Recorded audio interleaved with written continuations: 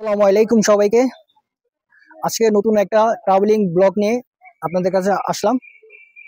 আমি এখন দাঁড়িয়ে আছি, পিছনে ব্রিজটা দেখলে বুঝতে পারবে কোথায় দাঁড়িয়ে আছি। আমি আজকে দাঁড়িয়ে আছি রাঙামাটি, এবং সারাদিনে রাঙামাটির বিভিন্ন পর্যটন এরিয়াগুলো ঘুরবো।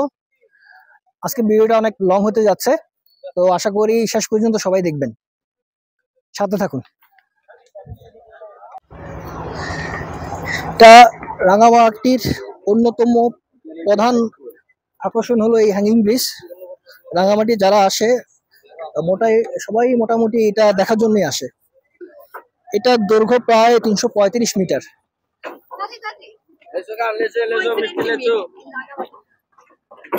অনেকেই বোটে ঘুরতে চায়, তো নিচে বোটে ঘোরার ব্যবস্থা আছে, যে কেউ চাইলে বোটে ঘুরতে পারবে। এখানে পুরো লেকটা ঘুরবে।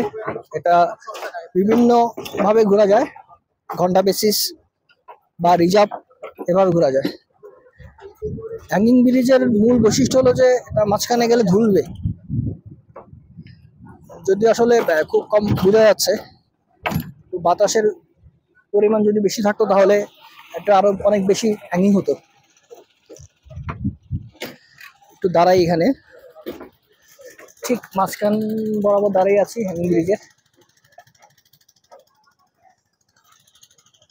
ঝুলতেছে।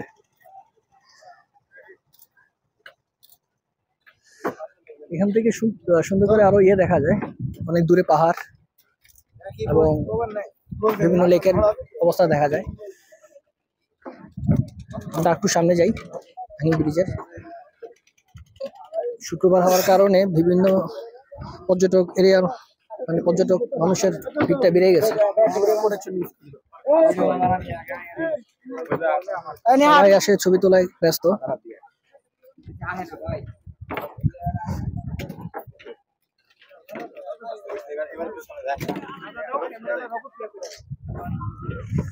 দেখেন দূরে পাহাড় দেখা যায়, যদি একটু জুম করে দেখাই।